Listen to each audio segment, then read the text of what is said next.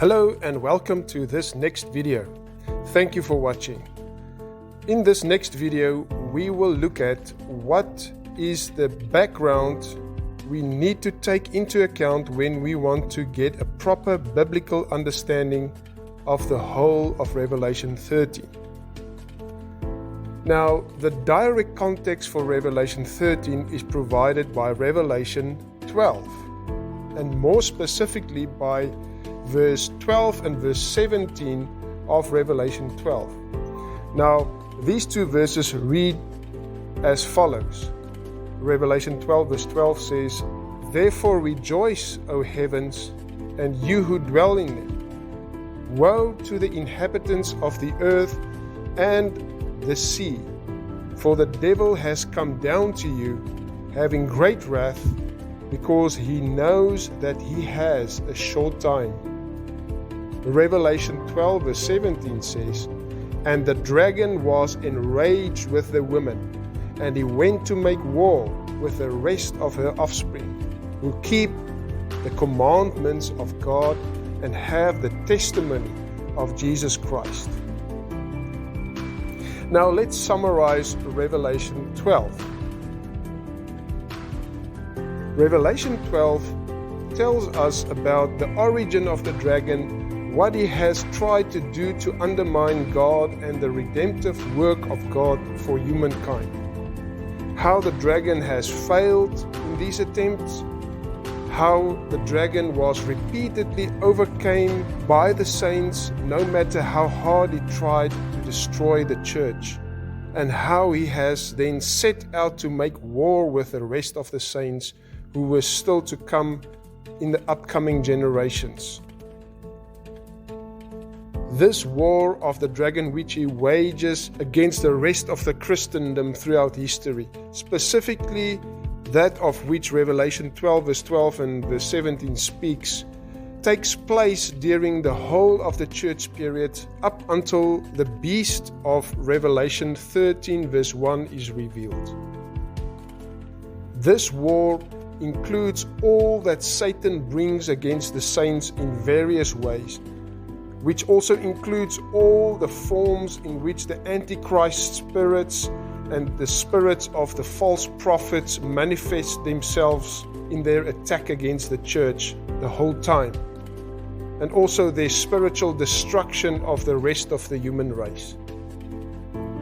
This war also includes all the tactics the dragon uses except the revelation and full manifestation of the actual Antichrist and the false prophet in human form at the end of days. So, the war of the dragon explained in Revelation 12 includes all of the work of Satan against God and the church except what is described in Revelation 13. Revelation 12 to 14, those three chapters, form a separate unit on its own in the book of Revelation.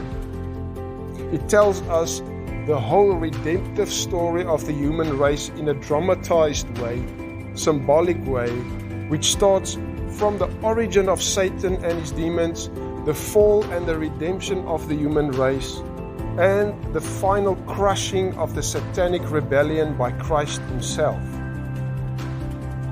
Revelation 12 serves as the foundation on which Revelation 13 builds. And Revelation 13, on the other hand, serves as a foundation on which Revelation 14 builds.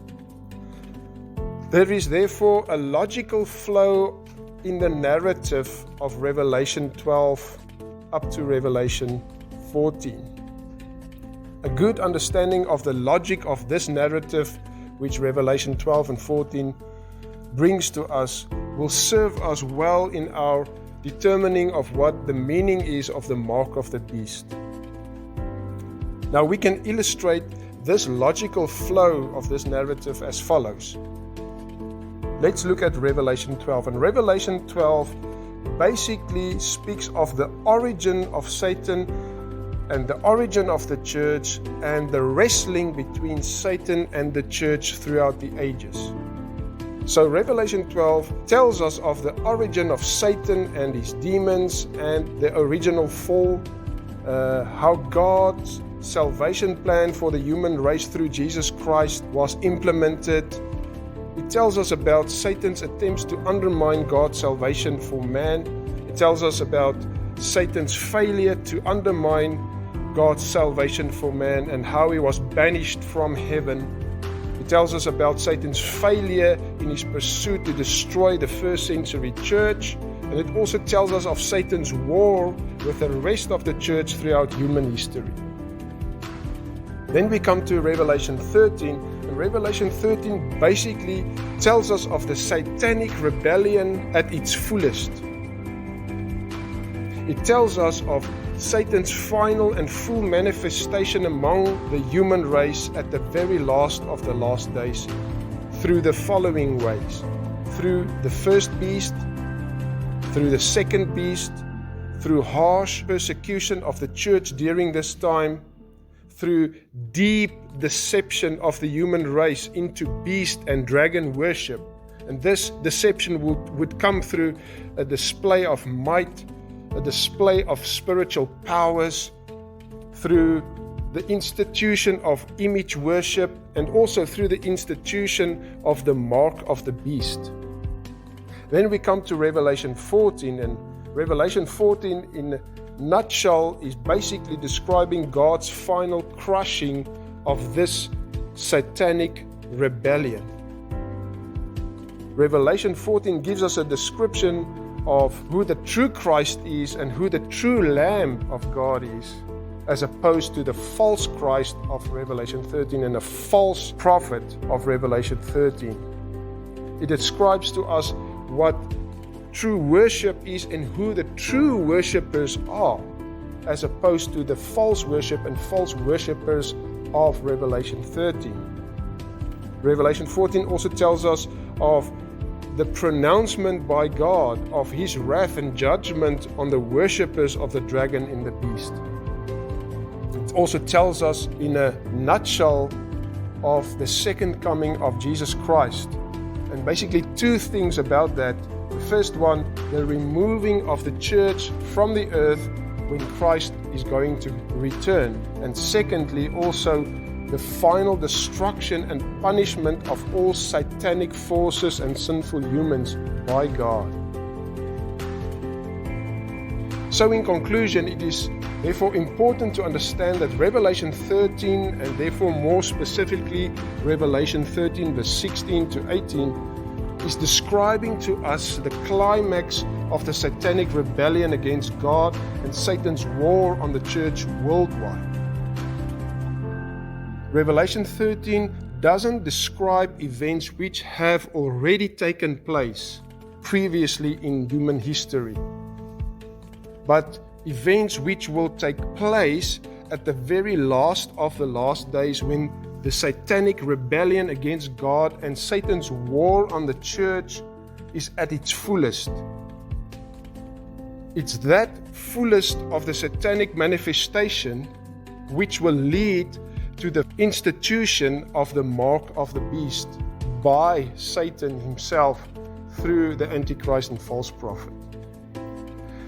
That fullness of the satanic rebellion will then eventually, in Revelation 14, attract the final crushing of this satanic rebellion by God and Christ himself.